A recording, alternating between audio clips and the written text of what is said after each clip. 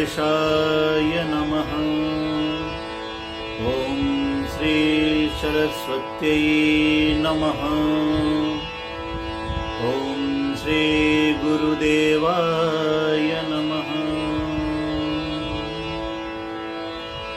ध्येयं सदा परिभवग्नविष्टदोहम् तीर्थास्पदं शिवविरञ्चिनुतं शरण्यं भृत्यार्तिहं प्रणतपालभवाब्धिपोतं वन्दे महापुरुषते चरणारविन्दम्।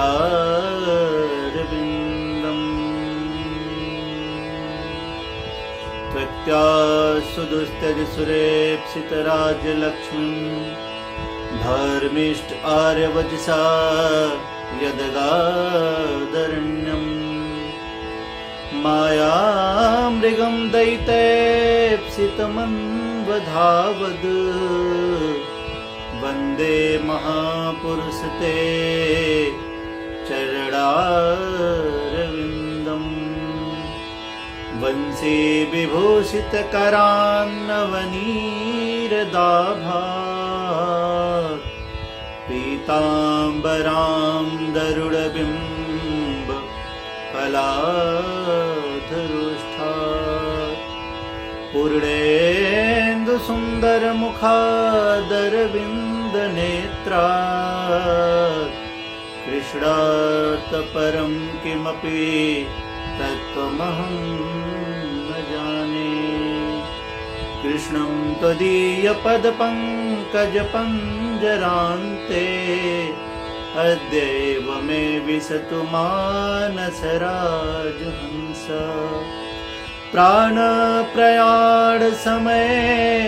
कफवातपित्ते कण्ठावरोधेन विधौ स्मरणं कुतस्ते। नारायणं नमस्कृत्यं नरं चैव नरोत्तमं देवी सरस्वती व्यासं ततो जयमुदीरयेत्।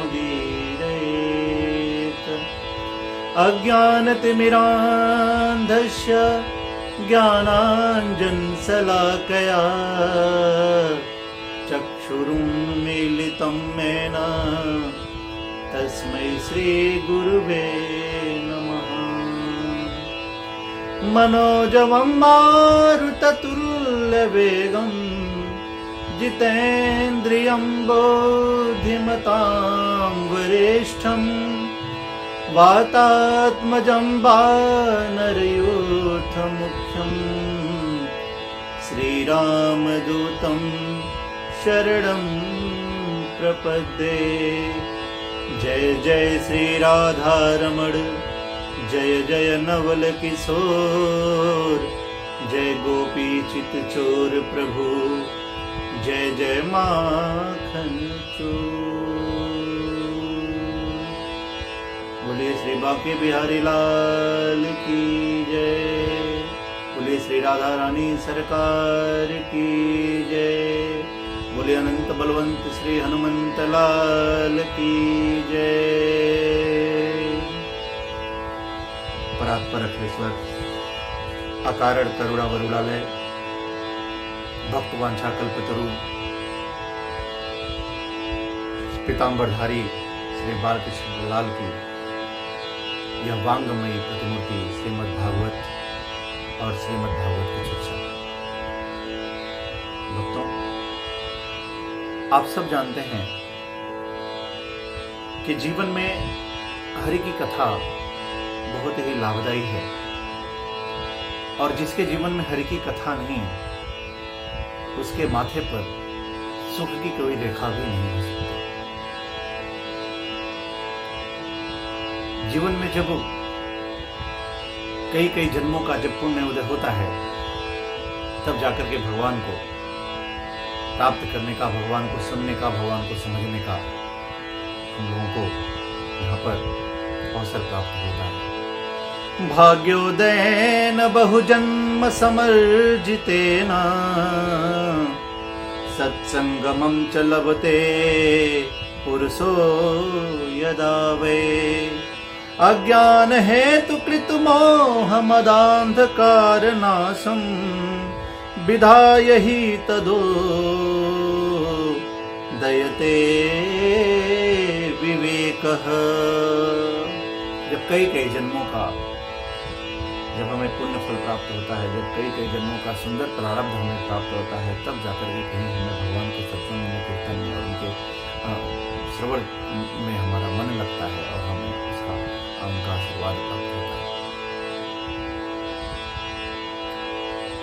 सुख हो दुख हो, जीवन के अनेकों उतार चढ़ाव हों, परंतु मेरे भाई बहन, जब तक आपको प्रभु के द्वारा उनकी कृपा नहीं प्राप्त होगी, तब तक हम उनकी कथा का, उनके ज्ञान का, उनके जीवन के चरित्र का कभी भी श्रवण कथा या उनके बारे में हम जान नहीं पाएंगे। अनेकों प्रश्न उभरते हैं मन में कि प्रभु के मार्मिक प्रसंगों का इतना सुंदर सुंदर वर्णन आता है कि यदि हम उसके बारे में चर्चा करें या आप लोग भी अगर उसके बारे में कभी सुनते होंगे तो आपको इस बात का जरूर ही ये आभास होता होगा कि हरिक अनंत, हरि कथा अनंता। जैसे भगवान अनंत हैं, ऐसे ही उनके कथा का भी कभी अंत नहीं होता। इन्हीं सब भावनाओं के साथ, इन्हीं सब विचारशीलता के साथ हम लोग जो है आज का क्रम प्रारंभ करते हैं। और श्री हरि कथा में आज हम लोग थोड़ा सा चर्चा कृष्ण कथा की करेंगे। और अनवरत इस तरीके से जो ये क्रम है, हम लोग जगदीश टीवी चैनल के माध्यम से आप लोगों के बीच तक अपनी कथा, अपनी बात हम लोग पहुँचाते रहेंगे। इसमें आप सभी का सादर आग्रह पूर्वक आप लोगों को निमंत्रित करता हूँ और मैं निवेदन करना भी चाहता हूँ कि आप सब अपने माध्यम से भी अपने स्वजनों, अपने प्रेमीजनों, अपने बंधु बांधवों को भी इस टीवी चैनल का लिंक आप लोग जरूर शेयर करें और उनसे आग्रह करें कि वो टीवी चैनल के माध्यम से नित्य प्रति आप लोग कथा श्रवण करते रहें, भगवान की चर्चा सुनते रहें। एक बार सभी लोग प्रेम से बोलिए जय श्री कृष्णा। देखिए, भगवान की भक्ति सहज है भी और सहज नहीं। हम जानते हैं कि जब हम इस प्रकार से अपने आप को कृष्ण के चरणों में अपनी प्रीति स्थापित करने की जब बात हम परमात्मा से करते हैं, तो ये जरूरी नहीं है कि परमात्मा वो क्षण में उसको स्वीकार ही कर ले। अक्सर ये होता है कि जिससे हमारी प्रीत बढ़ती है, जिससे हमारे मन में प्रेम बढ़ता है जिसके प्रति, तो प्रेम करने वाला और प्रेम जिसके लिए किया जाता है, तो प्रेम करने वाला सदैव प्रेम तो करता है, लेकिन जिसको किया जाता है वो कभी कभी परीक्षाएं भी ले लिया करता है। तो प्रेम करने वाला और प्रेम पाने वाला दोनों में थोड़ा सा अंतर है। ऐसा नहीं है कि भगवान हमें प्रेम नहीं करते, ईश्वर की प्रेम हमें प्राप्त नहीं है। ईश्वर की प्रीति भी मुझे उतनी ही प्राप्त है जितनी हम अपने हृदय से ईश्वर को प्रेम करते हैं, परंतु हमारी दृष्टि में अंतर है। हमारी दृष्टि में अंतर है कि हम उन्हें तब याद करते हैं जब हमें याद करना होता है। हमें याद कब करना होता है? हमें तो केवल दुख में उनकी याद आती है। जब विपत आ जाते हैं, जब गाढ़े विपत में अपना जीवन जाता है, तब हमें परमात्मा की याद आती है। वास्तव में परमात्मा को तो नित्य प्रति हर पल अहरनिश अंदर जाती और बाहर आती श्वास के क्षण क्षण में परमात्मा का याद, परमात्मा के प्रति प्रीति बनी रहे, ऐसी भक्ति हमें प्रदान करे। जीवन में बहुत सारे प्रश्नों का आकार होता है और उन आकार को जो है निराकार भाव से जो हमें संपन्न प्रभुता प्रदान कर दे, जो हमें प्रकाश से अभिसिंचित कर दे, जो मेरे चित्त को प्रकाशित कर दे, जो मेरे अहंकार का मर्दन कर दे, जो मेरे स्वाभिमान को भक्तिमय बना दे, जो मेरे स्वाभिमान को अहंकार मुक्त कर दे, ऐसे परमात्मा के चरणों में हमारी प्रीति हो। ऐसी कामना के साथ हम सब लोग आज यहाँ पर हरी चर्चा करेंगे।